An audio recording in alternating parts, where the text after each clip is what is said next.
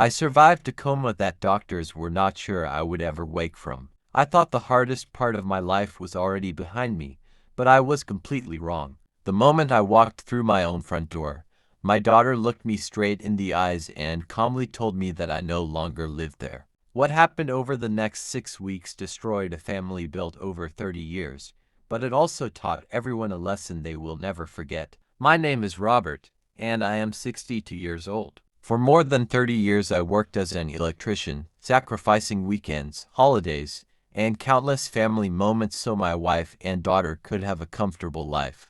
After my wife passed away from cancer, my daughter Emily became the only family I had left. I trusted her completely because I believed blood would always come before money. That belief nearly cost me everything I owned. 3 weeks before everything changed, I suffered a massive car accident while driving home from work. Doctors placed me into a medically induced coma after emergency surgery. My daughter handled every decision while I remained unconscious. Friends later told me she appeared heartbroken and cried every day in the hospital. Looking back now, I wonder if those tears were real or simply part of a performance that fooled everyone around her. When I finally woke up, I expected relief and happiness. Instead, I noticed Emily seemed strangely nervous every time I asked about my home. She insisted I recover at a rehabilitation center for another week. The moment I returned home, unfamiliar cars filled my driveway.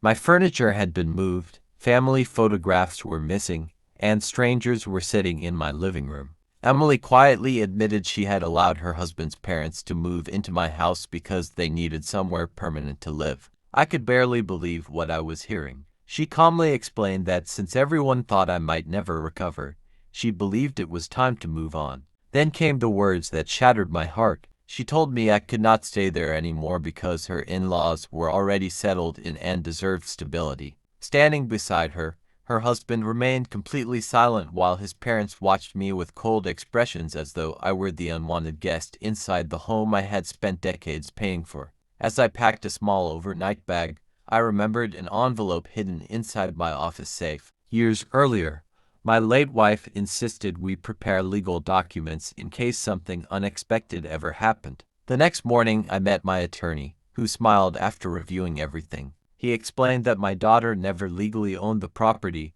and every document she had signed during my coma was completely invalid. My attorney also discovered something even more disturbing buried inside the paperwork Emily had submitted.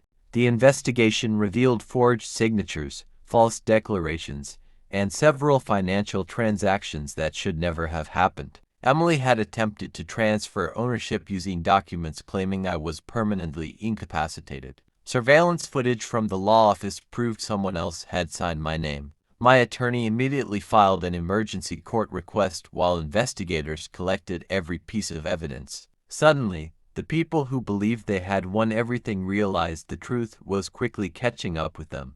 Only a few weeks later, court officers arrived at the house carrying official documents. Emily, her husband, and his parents stood speechless as the judge declared every transfer invalid. They were ordered to leave immediately and return every possession that belonged to me. Neighbors gathered outside watching the entire scene unfold. For the first time since waking from my coma, I felt justice replacing the helplessness that had haunted me every day. The humiliation did not end there. Criminal investigations into the forged paperwork caused Emily's husband to lose his job, and his parents faced possible fraud charges. Emily broke down crying, begging me to forgive her and asking for another chance. She admitted greed had slowly taken control after believing she would inherit everything. She promised she never expected me to recover.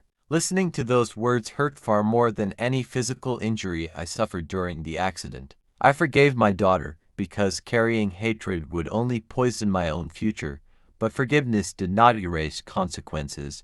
I chose to rewrite my will, placing my home into a protected family trust that could never again be manipulated through deception. Emily now understands that trust is far more valuable than any inheritance. Sometimes karma does not arrive with anger or revenge. Sometimes it simply arrives carrying the truth, and the truth is powerful enough to change lives forever.